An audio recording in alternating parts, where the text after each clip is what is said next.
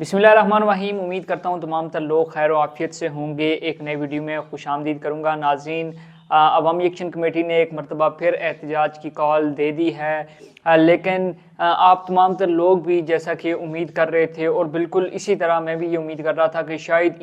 ईद उल फितर के फ़ौरी बाद जो अवामी एक्शन कमेटी है तब की कोई डेट जो है वो अवामी एक्शन कमेटी देगी, लेकिन तवक्कुआत के बरक्स और एक अनएक्सपेक्टेड डेट जो है वो अवामी एक्शन कमेटी की जानिब से सामने आई है। क्योंकि रमज़ान चल रहा था तो हम तमाम तर लोग उम्मीद कर रहे थे कि शायद ईद उल फितर का वेट किया जाए और उसकी फ़ौरी बाद जो है वो अवामी एक्शन कमेटी किसी एहतजाज की कॉल दे, लेकिन नहीं। अवामी एक्शन कमेटी का एक तवील तरीन इजलास हुआ जिसके मुख्तलिफ सेशंस हुए और उसके बाद अवामी एक्शन कमेटी ने यह तय किया कि 3 माह के बाद यानी कि 9 जून 2026 को जो अवामी एक्शन कमेटी है वो मुल्क भर में एहतजाज और लॉकडाउन का आगाज़ करेगी। अब आपकी मेरी तरह आप लोग भी ये सवाल कर रहे होंगे कि आखिर अवामी एक्शन कमेटी को इस चीज़ की ज़रूरत क्या पड़ी कि इतना लंबा अरसा पहले हुकूमत को 90 रोज़ का टाइम दिया, फिर उसके बाद 1 से 1.5 माह का टाइम दिया और अब एक मरतबा फिर ये अवामी एक्शन कमेटी ने हुकूमत को 3 माह का टाइम दिया। तो ये जो सवाल है सोशल मीडिया सार्फिन काफ़ी ज़्यादा कर रहे हैं और बहुत से मैं देख रहा था कि अवामी एक्शन कमेटी से ताल्लुक़ रखने वाले जो अकाउंट्स हैं वो भी काफ़ी ज़्यादा मायूसी का इज़हार कर रहे थे और वो ये कह रहे थे कि क्या अवामी एक्शन कमेटी किस चीज़ का आखिर इंतज़ार कर रही है और वो हमें एहतजाज की कॉल क्यों नहीं दे रही और इतना लंबा अरसा उसने इतना लंबा गैप क्यों रखा।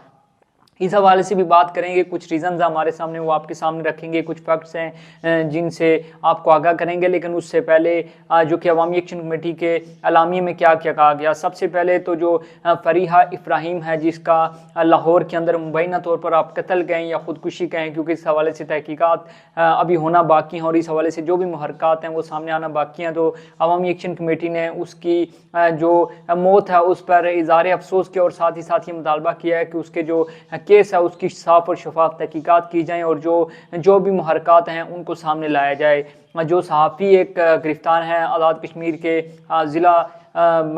ये जो रावलाकोट से ताल्लुक़ रखने वाले जो सहाफ़ी हैं सोराब बरकत, उनकी रिहाई के हवाले से और जो उनकी अभी तक वो उनको पाबंद सलासल किया गया है उस हवाले से उन्हें शदीद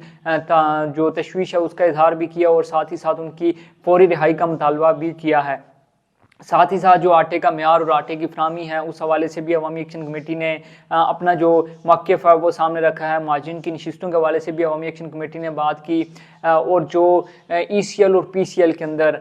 जो एग्ज़िट कंट्रोल लिस्ट और पासपोर्ट कंट्रोल लिस्ट है जो कि मुख्तलिफ जो आज़ाद कश्मीर के जो शहरी है, क्योंकि पिछले कुछ टाइम में ये चीज़ें सामने आई हैं कि उनको एयरपोर्ट से जो है वो डिपोर्ट किया गया, उनको फिर वापस उनके मुख्तलिफ केसेस जो है वो सामने आए। तो इस हवाले से भी अवामी एक्शन कमेटी ने काफ़ी ज़्यादा तहफ़्फ़ुज़ात का इज़हार किया और लिस्टें ना फराहम किए जाने पर, फहरिस्तें ना फराहम किए जाने पर भी काफ़ी ज़्यादा तहफ़्फ़ुज़ात का इज़हार किया। साथ ही साथ अवामी एक्शन कमेटी ने यह कहा कि हुकूमत के पास 8 जून 2026 तक का टाइम है।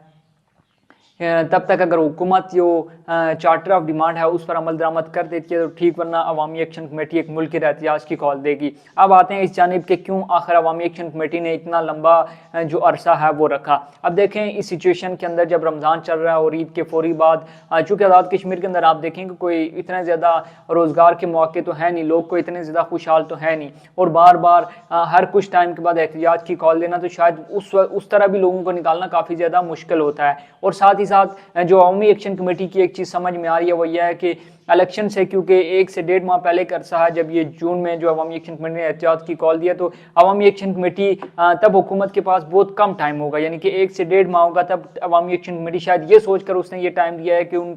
जो हुकूमत है यानी कि जो फैसल मुमताज़ राठौर साहब की मौजूदा हुकूमत है उस पर अच्छे से प्रेशर बिल्ड किया जा सकेगा।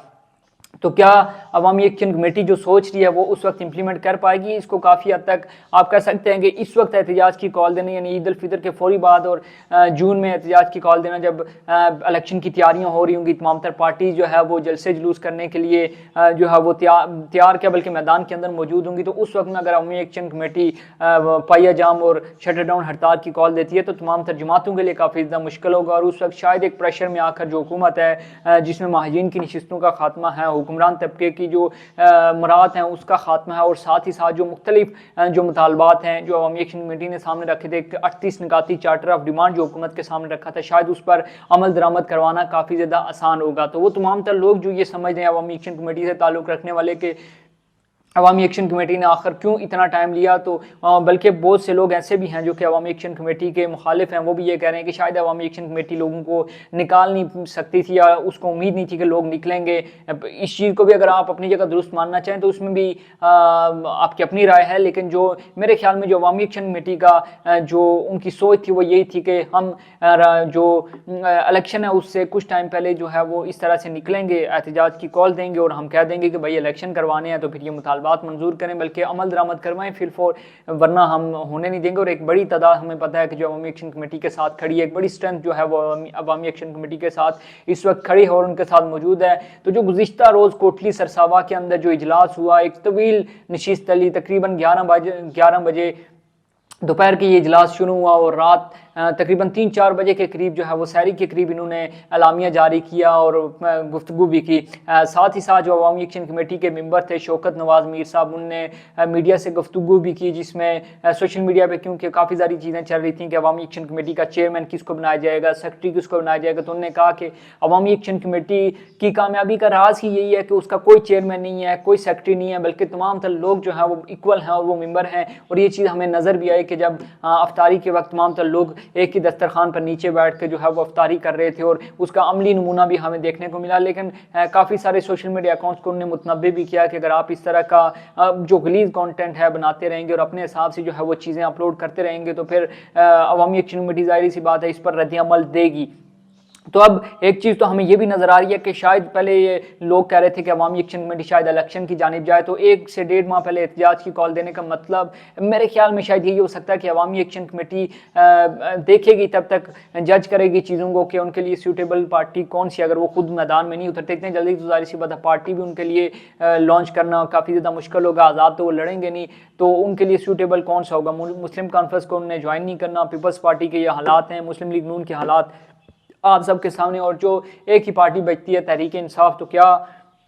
अवामी एक्शन कमेटी तहरीक इंसाफ को सपोर्ट करेगी या बराह रास्त उनके जो मेम्बरान हैं वो उस प्लेटफॉर्म से जाके लड़ेंगे। क्योंकि इस वक्त आज़ाद कश्मीर के अंदर अगर उस हिसाब से देखा जाए तो कमज़ोर तरीन जो पार्टी है वो तहरीक इंसाफ है, क्योंकि उसके तमाम तर जो रहनुमा हैं जो कि पहले भी मुख्तलिफ पार्टियों से उड़ के तहरीक इंसाफ में आए थे, अब तहरीक इंसाफ को खैराबाद कह के उन पार्टियों में जाना उन्होंने शुरू कर दिया, बल्कि जा चुके हैं तमाम तर लोग, जिसके अंदर उनको पता है कि इन फ्यूचर पीपल्स पार्टी की जो हुकूमत है वो आनी है या नून लीग की हुकूमत आनी है, तो उन पार्टीज़ में जा चुके हैं। तो तहरीक इंसाफ के अंदर एक बड़ा आप कह सकते हैं कि स्कोप मौजूद है कि उसके अंदर वो ये तमाम तर लोग जाएं और उस प्लेटफॉर्म से अपना इलेक्शन लड़ें। तो क्या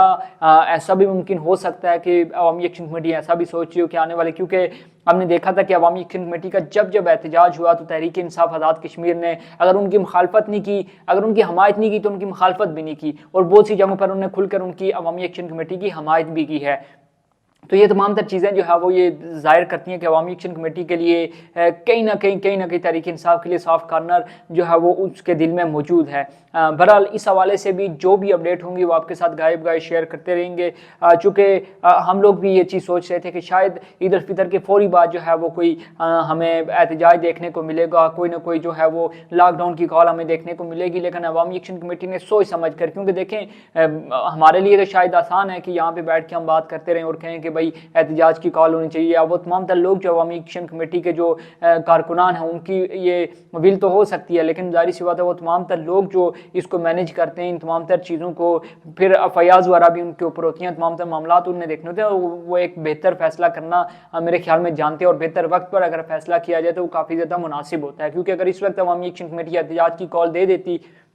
और ईद उल फितर के फौरी बाद उतने लोग ना निकाल सकती, क्योंकि इससे पहले जितने भी एहतजाज हुए अवामी एक्शन कमेटी ने जिस हाल में जब भी जो है वो कॉल दी तो तमाम तर लोग निकल कर बाहर, और एक बड़ी तादाद में लोग बाहर निकले। तो इतने इससे पहले कि अगर आप देखी जाए कामयाबी अवामी एक्शन कमेटी की इतने लोगों को अगर निकालने में कामयाब हुई है, तो इस तरह से अगर वो कोई सोशल मीडिया के जो सार्फिन हैं उनके कहने पर या लोगों के कहने पर अगर इस तरह से वो फौरी एहतजाज की कॉल दे देती थी तो, और अगर लोग ना निकल पाते तो शायद अवामी एक्शन कमेटी का वो जो दबाव है, वो जो रोब है, वो दबदबा है, वो ख़त्म हो जाना था। जो भी अपडेट होंगी अवामी एक्शन कमेटी से मुतल्लिक़, आज़ाद कश्मीर के इलेक्शन से मुतल्लिक़, आज़ाद कश्मीर के वसाइल और मसाइल से मुतल्लिक़ इन फ्यूचर आपके साथ डिस्कस इंशाल्लाह करते रहेंगे। अगर अभी तक आपने हमारे सोशल मीडिया प्लेटफॉर्म दी कश्मीर को फॉलो नहीं किया तो जल्दी से फॉलो कर लें, ताकि आने वाली जो तमाम तरह अपडेट हैं वो आप तक पहुँचती रहे। आपने बहुत सा ख्याल रखिएगा, मुझे दीजिए इजाज़त, अल्लाह हाफ़िज़।